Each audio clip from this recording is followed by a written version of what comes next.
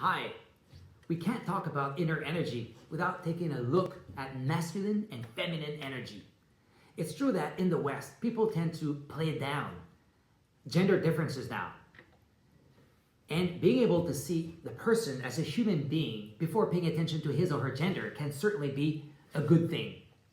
But if you want to play with polarity in attraction, being aware of these two energy archetypes and being able to intensify one or the other is certainly an advantage.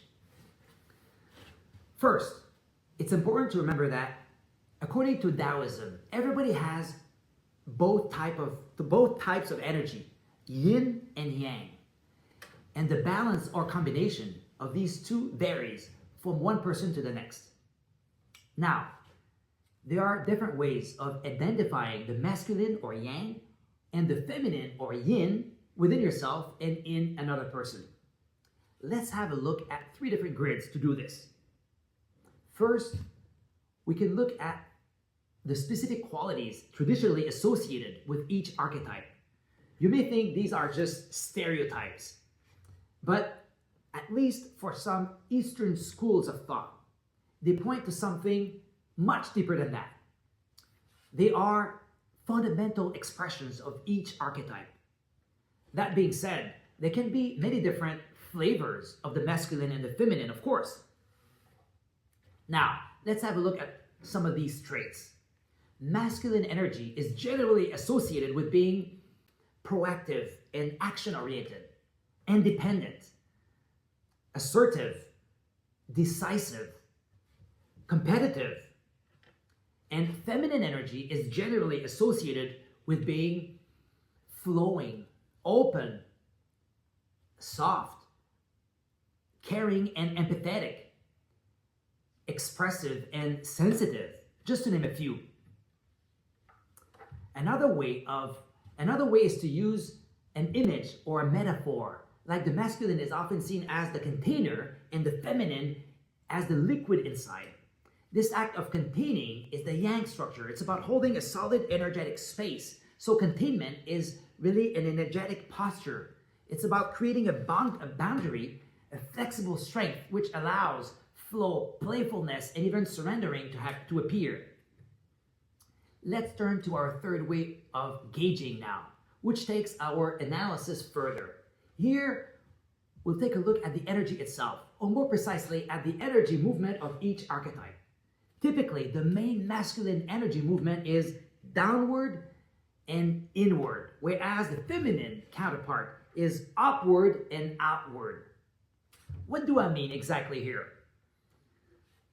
Masculine energy is grounded and dense. By the way, when I say inward, I don't mean it's contracting, but densifying. If you need more information about energy movements, please check out my video on the topic. Upward movement is about being charming, humorous, and gracious, if you will. For example, in a social context, it's like, hey guys, nice to see you, or can I get your code for you? Or imagine yourself in a job interview. Everything is high, like an arrow. It's a nice guy energy, and this posture is really encouraged in our society. Don't get me wrong though, this is a great energy to have, but if you only have this energy, you're not really solid. A negative remark can topple you easily. By the way, I'm speaking from experience here because I have a lot of this type of energy myself. On the contrary, downward energy goes towards the floor. Even your voice gets lower. It's a movement that grounds, that anchors your whole energy. And when you're grounded, it's easy to handle the outside world and to create a safe environment for your people. This energy movement enables you to embrace the tension in your body, a bit like a lightning rod in action. In the same way, when you densify your energy, you feel strong, calm, and in control, which is the opposite of being reactive and agitated. Let's have a look at feminine energy now. Here the movements are upward and outward. It's an energy that is open, flowing, and radiating. Outward energy is social. It's an energy that makes you connect with other people. It's an energy of curiosity and openness. Just look at a group of girlfriends in a coffee shop and you'll get the idea. And in the same way, upward energy will make you exuberant and playful. Now, why is it important to be aware of your masculine and feminine energy within yourself? Well, this will give you one more energetic tool to know yourself better. Also, it will enable you to play the game of polarity with another person.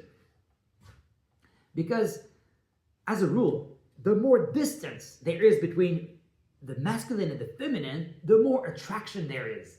And the more you intensify one pole in yourself, the more you will energize the other opposite pole in somebody else. It's like a seesaw, if you will.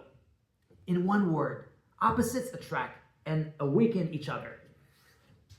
Thank you for your attention and see you soon.